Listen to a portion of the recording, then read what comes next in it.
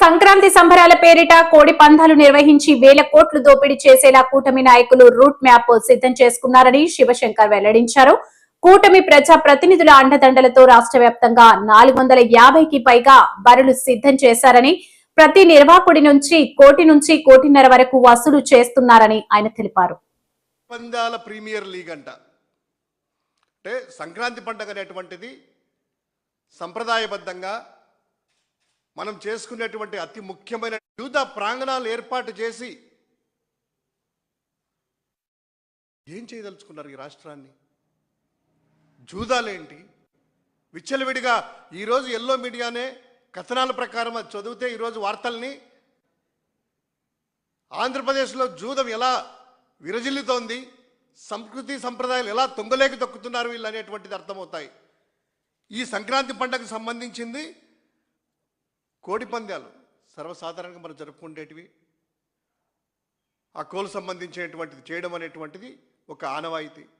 ఈరోజు దాన్ని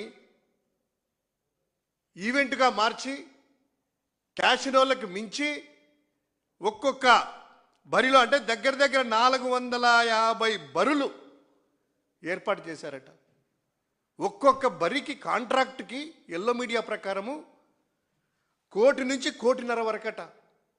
ఒక్కొక్క బరి కాంట్రాక్టు అంటే ప్రజాప్రతినిధులు, ముఖ్యమైనటువంటి జూదం నిర్వహించే నిర్వాహకులు, ఉభయ గోదావరి జిల్లాల నిర్వాహకులు గోదావరి తీరాన, నదీ తీరాన కూర్చొని ఒక అవగాహనకు వచ్చి ఒక తీర్మానం చేసుకొని ఈసారి సక్రమంగా మనం జరుపుకోవాలి, జూదమంతా పందాలు జరగాలి, ప్రజాప్రతినిధులతో మాట్లాడదాము, వాళ్ళ దన్ను మనకుంది అని తీర్మానాలు చేసుకొని పందాలకి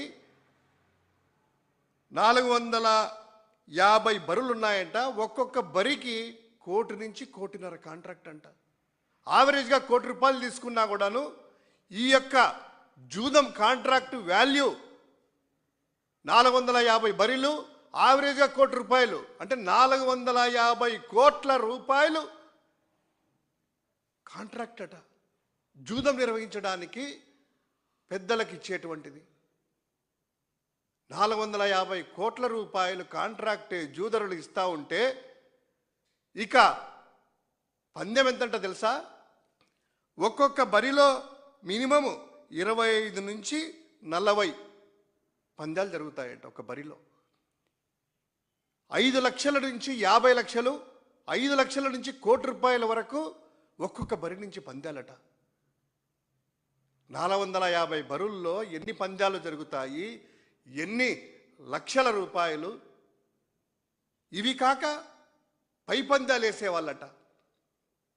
దానికి తోడు శ్రీలంక నుంచి, ఎల్లో మీడియా కథనాలే చెప్తున్నాము, శ్రీలంక నుంచి జూదంలో స్పెషలైజ్డ్ పర్సన్స్, ఆ నిర్వాహకులను శ్రీలంక నుంచి తీసుకొని వచ్చి ఇక్కడ సంప్రదాయంగా జరిగేటువంటి ఆటలను కూడా, ఏమాటలవి, గుండాట, కోతాట, ఇవన్నీ ఆడేటివి నార్మల్గా చిన్నప్పుడు మనం కూడా ఆడాం, ఇప్పుడు కూడా ఆడతారు.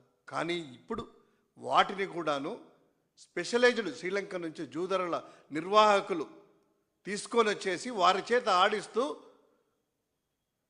పందాల లక్షల్లో పెట్టి ఇది ఆడించడం అంట. ఇక దానికి తోడు కొన్ని చోట్ల ఈ ప్రజాప్రతినిధులకి వాటాలంట. నిన్నే ఒకటి చూసా, ఒక వీడియో సర్క్యులేట్ అవుతా ఉంది, వైరల్ అవుతా ఉంది. సంథింగ్ కృష్ణా జిల్లా ఈ ప్రాంతంలో అనుకుంటాను. 10 లక్షల రూపాయలు స్టేషన్కి ఇవ్వాలి, కేసులు అనేటివి నార్మల్గా రాస్తూ ఉంటారు, ఈసారి చెయ్యాలి, స్టేషన్కి సాయంత్రం 5 వరకు జూదం ఆడిస్తారా, లేకపోతే డే అండ్ నైట్ కన్ఫర్మేషన్ రావాలి అంటే రాత్రింబవళ్ళు తేడా లేకుండా 24 గంటలు అక్కడ మద్యము, శీతల పానీయాలు, మిగతాటన్నీ వగైరా ఏర్పాటు చేసి వాటిలో వచ్చినటువంటి అమ్మకంలో వచ్చినటువంటి ఆదాయంలో కూడా వాటాలంట కొంతమందికి. జూదంలో జరిగినటువంటి ఎంత ట్రాన్సాక్షన్ అయితే ట్రాన్సాక్షన్లో వాటాలు కొంతమందికట, లంసంలో కొంతమందికట. ఏం చేస్తున్నారు ఈ కూటమి నాయకులు? చంద్రబాబు నాయుడు గారు రాష్ట్రాన్ని జూదాంధ్రప్రదేశ్గా మారుస్తున్నారా? సంక్రాంతి పండగ మేమే తెచ్చినామనేటువంటి కలరింగ్ ఇస్తూ మా కుటుంబ సభ్యులు నేర్పించారని ఒకరంటారు. తర్వాత సంస్కృతి సంప్రదాయాలట, మాట్లాడితే మాటలేమో చిలక పలుకులు పలికినట్టు సంస్కృతి సంప్రదాయాలు పాటించాలంట అందరూ.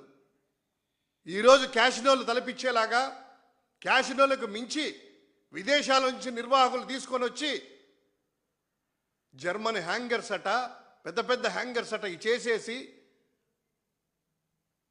ఒక ఈవెంట్లు చేయడం అనేటువంటి సంక్రాంతి పండుగను కూడాను ఒక సాంప్రదాయాన్ని ఈవెంట్లుగా జూదంలాగా మార్చి కోట్లాది రూపాయలు జనాలని, కాంట్రాక్టర్లని, పెద్ద పెద్ద వాళ్ళని, జనాలందరినీ కూడా, సాధారణ జనం కూడా వెళ్తూ ఉన్నారు ఆ మందు తాగుతూ.